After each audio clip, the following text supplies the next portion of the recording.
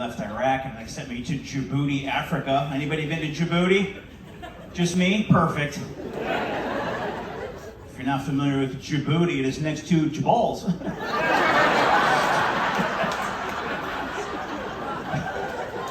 That's the big laugh so far? All right, got it.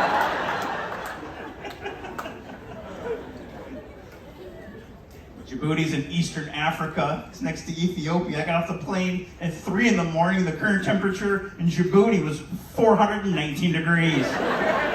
And the humidity was all of it. It was all in Djibouti. It was 1,000% humidity.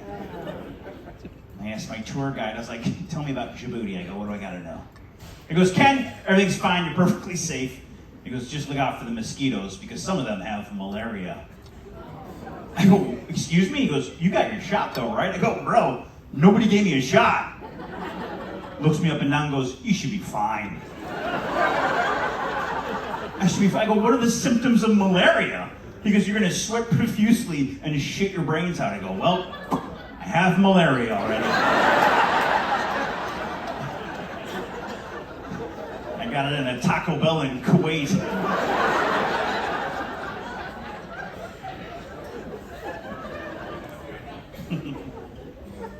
What an honor that was, though. It was the best thing I've ever done in my life. A couple of weeks ago, I was in Chicago, where I'm originally from, and I was taking care of my parents. My dad is almost 80 and had knee replacement surgery. I stayed with them for 2 weeks, and that is too long to stay with people in their 80s. Because you start learning shit about them you don't want to know. One day I'm using my dad's bathroom, I open up his drawer, and I discovered his Viagra. Do you know how embarrassing it is? Stealing your father's Viagra.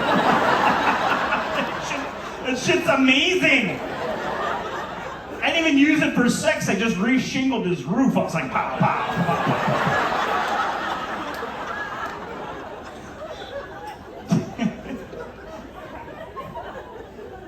My dad's 80, but he's still young at heart. Right? Always has to have the latest iPhone. He's got an iPhone 14, has no idea how to use it. Every time I FaceTime him, I just see ear hair. That's it. Dad, you gotta put it in front. I can't hear you. Put it in the... Oh, my God.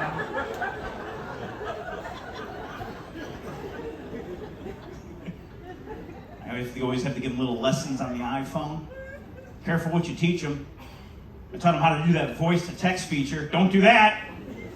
Picks me up in the airport 2 weeks ago. This is the text I got. Hey, Ken, we're pulling up. I see the car, Marilyn. And then he hit send. He was just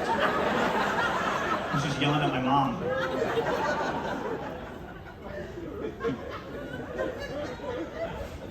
I have a great relationship with my dad, but we don't communicate directly, right? We go through my mom. That's how it works. We talking to my mom. It's like, here, talk to your father. So a couple of weeks ago, he left me like a 3-minute voicemail that freaked me out. I was like, oh no. Like, does he have COVID? Like, is he having a heart attack? I'm like, is this the last time I'm ever gonna hear from my dad? And I hit play, it was just...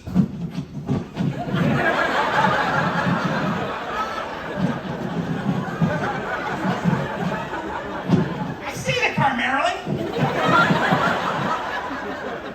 3 minutes! I'm keeping, I'm gonna play it at his funeral. I think my father put his best when he said, "Where's all my Viagra?" It's a trip, man. My dad bought a gun for the first time in his life recently. Look, I'm not making a political statement. I don't care. I'm not pro-gun or anti-gun. Do whatever you want to get. But my father's 80 years old. He should not own a firearm. This dude falls asleep at red lights. And he's not dozing off. They got to knock on the window. Sir?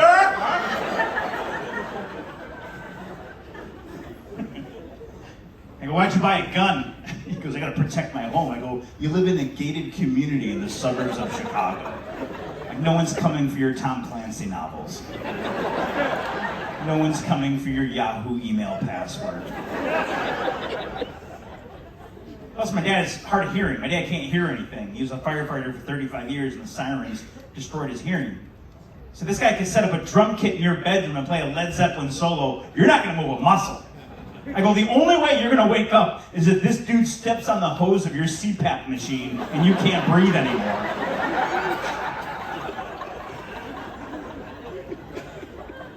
So I go, where do you keep the gun? He goes, I got it in a lockbox under the bed. I go, oh, that's perfect.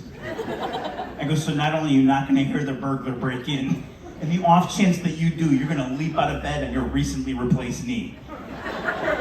You're going to kneel down on your Terminator knee, get the lockbox from under the bed, put it on top of the covers, and type in a combination in the dark with no readers. I go, where are your readers? He got so mad, he goes, they're in the kitchen. I go, with the fucking burglar? Oh, this guy's dead for sure.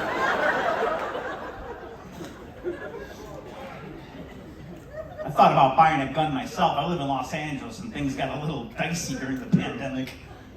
So I went to the gun store with my friend, and in the back of the store they had a shooting range. I started blasting these paper targets that they had from 50 feet, 20 feet, and 10 feet away. And here's what I found out that day. If you come and rob my house and you get within 2 feet of me, you're fucking dead.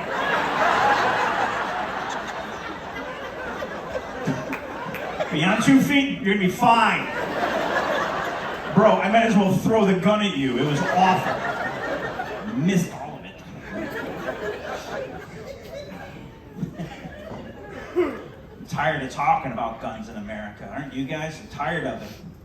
Now look, I don't know where you guys stand, and honestly, I don't care. A lot of people support the Second Amendment, great.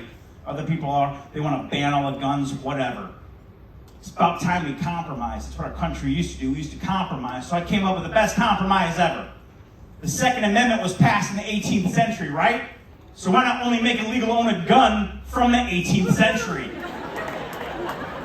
Tell me you wouldn't see that drive-by shooting coming from a mile away. Some homeboys rolling down the street with a fucking musket out the window. Talking about, check yourself, folks. Oh shit, I missed, go back, I gotta go!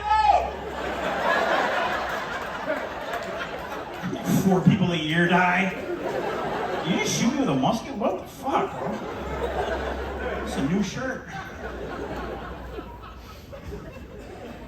There's always one guy in the audience after the show, muskets are actually really powerful. Like, I get it, dork, it's a joke, shut up. Relax, History Channel.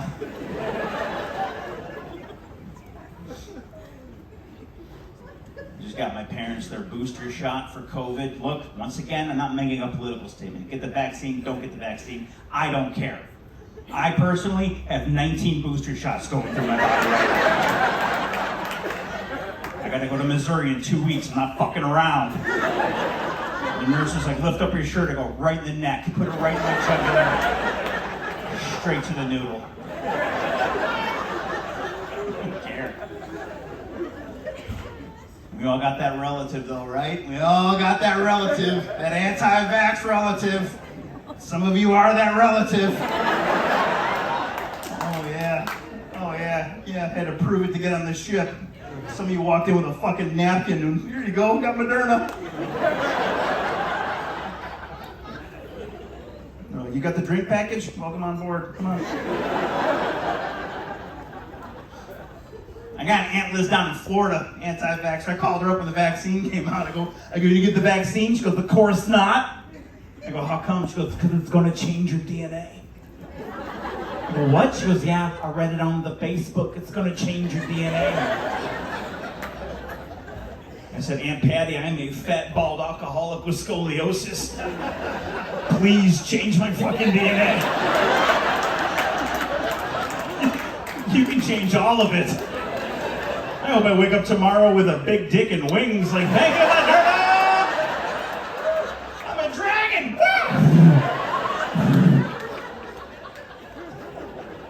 Why do we assume the side effects are bad? What if they're awesome? Right? What if you wake up tomorrow and you're a big dick dragon? You're not gonna complain. See you in Mazatlan. Everyone's flying off this ship.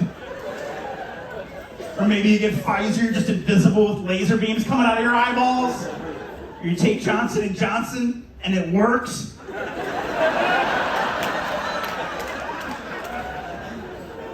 This fights COVID. I'm not going back on lockdown. Oh my God, no way. I live in Los Angeles. Who's from LA here? By a round of applause, yeah. Lost their minds out there, didn't they? Oh my God, by day 2, they're like, get in the fucking sewer. Like, I'm not gonna do that. Have your dog shit in the kitchen. I'm not gonna do that. Lost their minds. Not people in the South, man. Southerners were like, we're gonna be closed on Tuesday for 30 minutes and then fuck you. Quit your coughing, Nana. We're gonna build a wall and keep COVID out. No problem. All right. I feel like everybody had a productive pandemic, right? Everybody lived their best life, became the best version of themselves. A friend of mine wrote a book. He's a published author. Another friend of mine lost 40 pounds. Want to know what I did? I watched television for 14 months.